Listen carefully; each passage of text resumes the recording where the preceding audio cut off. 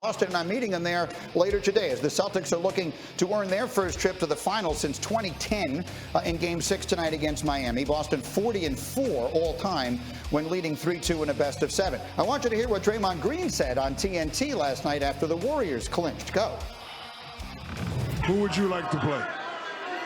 I mean, be honest. I think both teams are tough. Boston causes problems, especially offensively. Draymond. Their defense is incredible. How long we been boys, Draymond? I want the honest answer, Draymond. You're asking me who I want to play. I'm gonna tell you who I think we're gonna play. We're gonna play Boston. Okay, That's who we're gonna play. Thank you. That's the Draymond I know. So he's giving predictions, and Caesars thinks he's right. They're Celtics an 8.5-point favorite for tonight's Game 6, largest line of this series so far. So we do a little feature here, Pat Bev, which is called Tell Me I'm Wrong. Okay.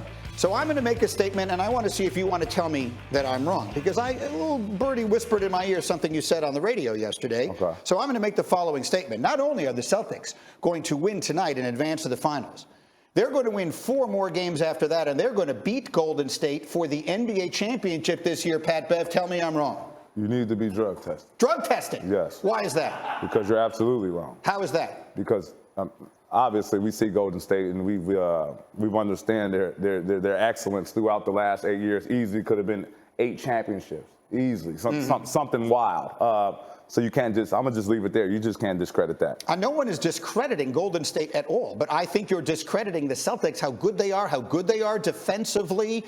As a little side note, if I have a vote, and if I don't, I would vote Robert Williams the MVP of this series because I think his presence has been extraordinary, and if he had played Game 4, I think the series would already be over.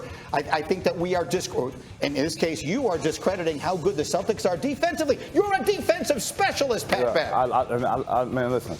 I had Miami winning it, so I've been totally wrong. I have no problem saying I'm wrong. That's the biggest thing with me. I just really like Golden State. I like Western Conference basketball. I've been in the Western Conference my whole career, so maybe I'm a little biased. Okay, maybe Vince Carter played for every team in the NBA in his career, so he has no bias. VC, how about you? I'm saying the Celtics are going to win the championship. What are you saying? Green, I still think Golden State can win it, but here's the thing: it's availability, and Pat Bev has talked about this. A lot of guys have talked about this. It's just availability. They're gonna need Robert Williams and Marcus Smart to be available every game. I think like you said it, Greeny, when he's available, and if he was there for that one game, for whatever game that was against the Heat, they probably win that game. So they got to make 4. They need to make sure they can keep Robert Williams as healthy as possible because, yes, he is a difference maker as well as Marcus Smart. I know he's had the little naggy injuries where he's missed the game, and they still have done well and kicked the beat. But if they can keep these guys healthy, this will be a great series. If not, I think Golden State will take advantage of not having Robert Williams in the Pardon me, I misspoke. It was Game 3 that he missed. That was the first of the 2 in Boston, and that was the game that Adebayo went crazy. Either way, the point remains. Windy, how about you? Yes. Well, if they get one more win against the Heat, and if they don't, I'll never forgive them because I need this weekend off, Greeny. I just want to be clear about that. But assuming that the Celtics do get one more win here, this is the unstoppable force against the immovable wall because the Celtics have one of the greatest defense they've had in the history of their organization. Hembo, look this up. The last time the Celtics were #1 defense in the entire NBA and reached the finals, 1966, there was a guy playing center named Bill Russell. Maybe you heard of him. He's on the list that Steph and we were debating. LeBron is trying to get on. And they handled Durant and Kyrie in the first round.